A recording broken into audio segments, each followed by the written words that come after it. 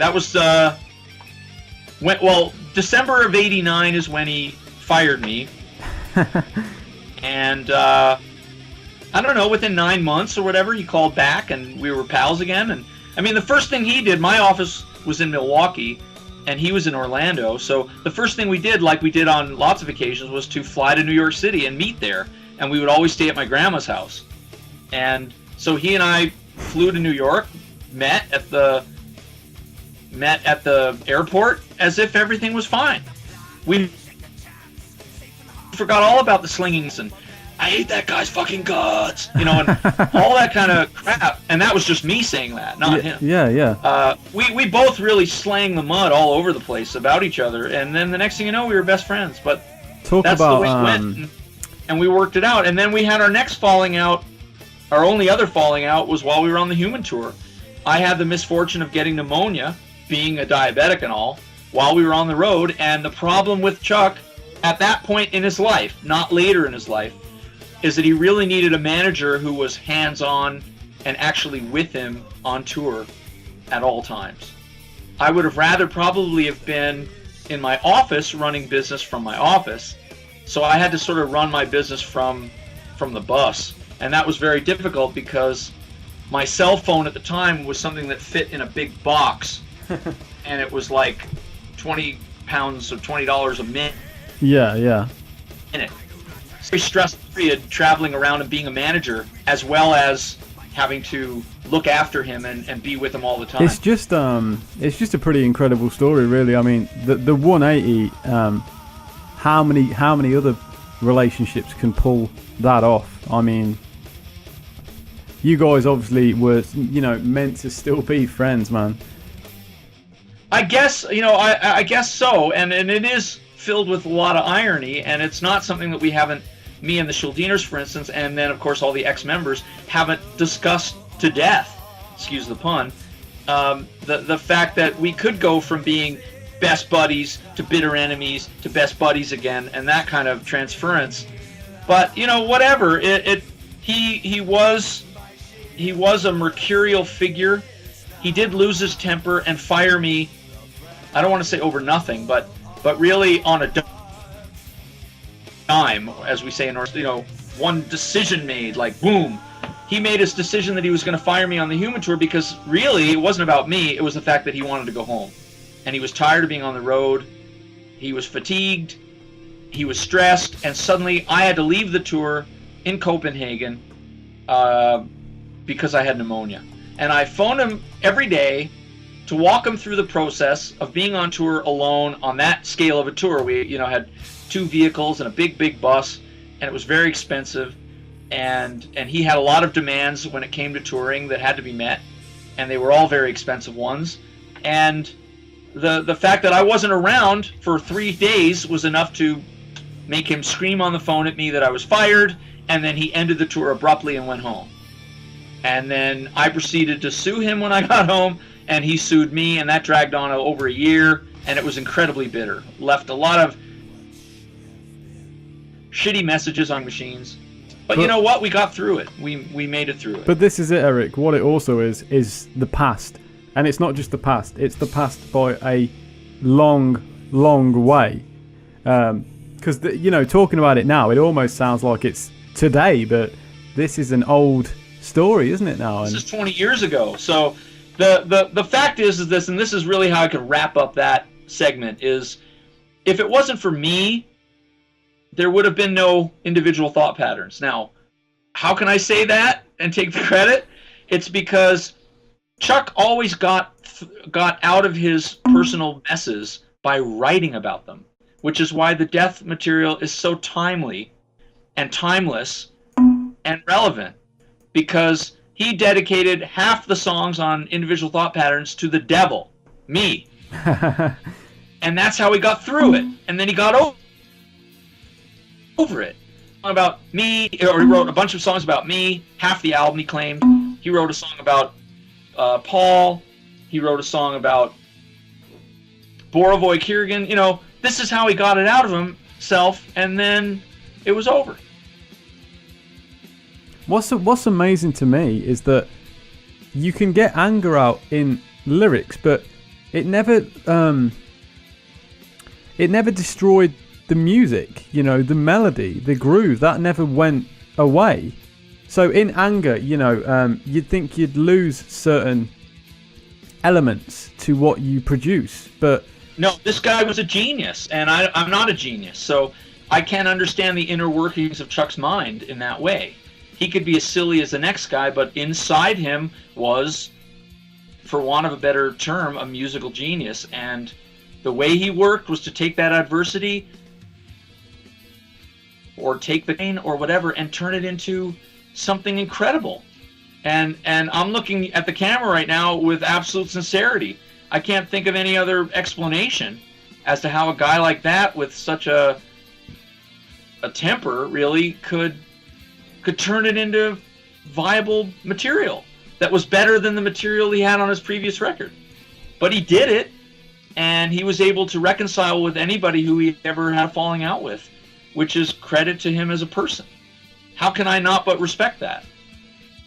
And of course regret any of the negative stuff that transpired with the two young stupid guys who cared about each other one minute and then couldn't stand each other the next minute. I mean, that's unfortunately the way it went down.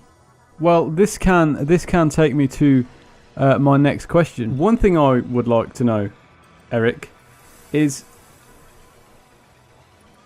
if you could say one last thing to Chuck, what would it be? Or was all that you needed to say said? No. I would... do you want... is this being recorded? It is indeed, yeah.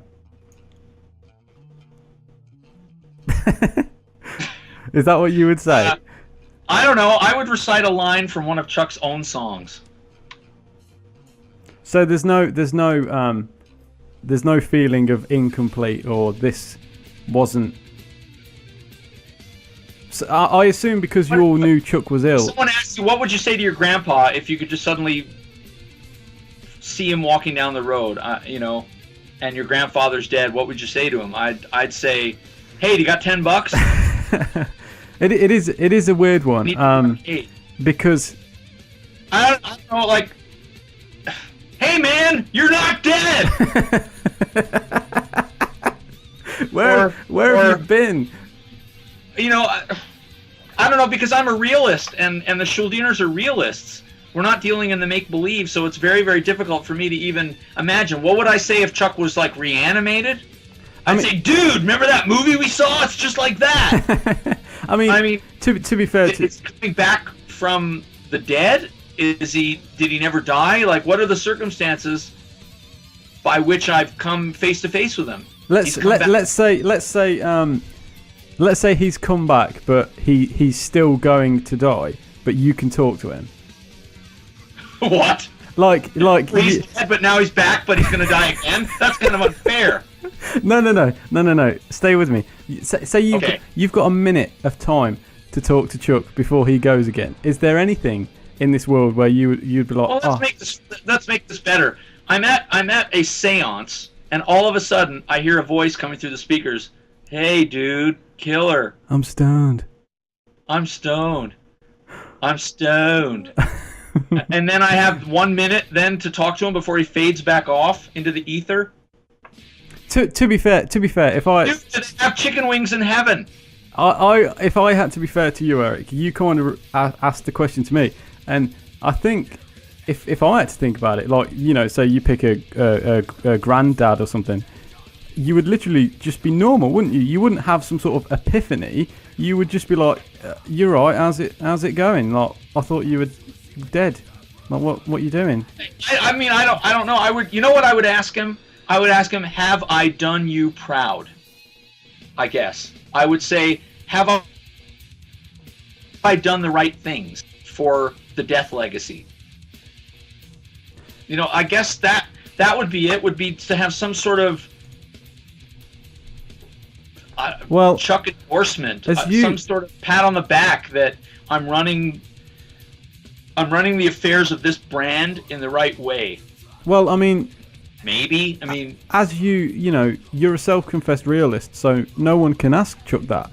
But what we can do is we can look around us and see what other people say. And well, that's the reality we're living in. I mean, look, I would say, I don't know what I would say, because I would want to like have more than a minute. I would like want a day. Like if I could have a day, I would say, if God said to me, you get to have one day with Chuck Schuldiner without any questions asked, I would say, okay, I'm going to be at LaGuardia Airport tomorrow at 8 o'clock, and he's playing, and I'm not going to know where he came from. He's just going to be there. I wouldn't even ask a question. I would say to God, no problem. I'm not going to ask where he came from or where he's going. I'll accept it. I'll just accept it. I would get on a plane now from here, fly to New York, and wait at the airport for him to just materialize in his short shorts like he used to wear and his sortilege t-shirt with his smelly, awful armpit odor.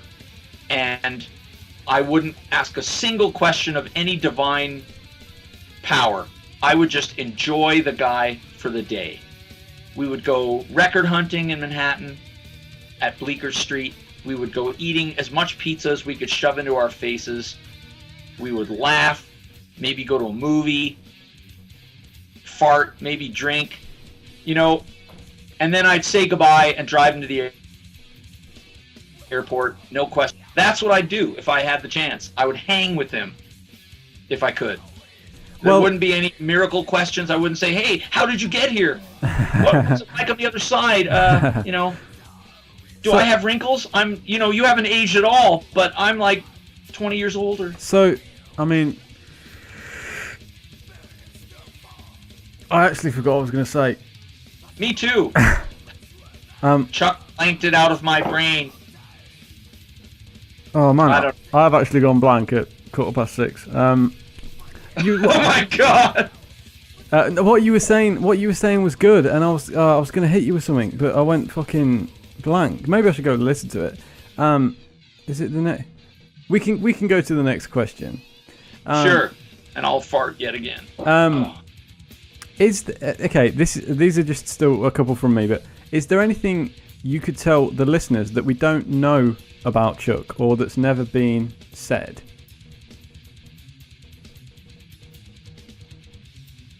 That's a bit of a tough one, that one. He used to put on one shoe and one sock and then go to the next leg. No, I don't know. Is that true?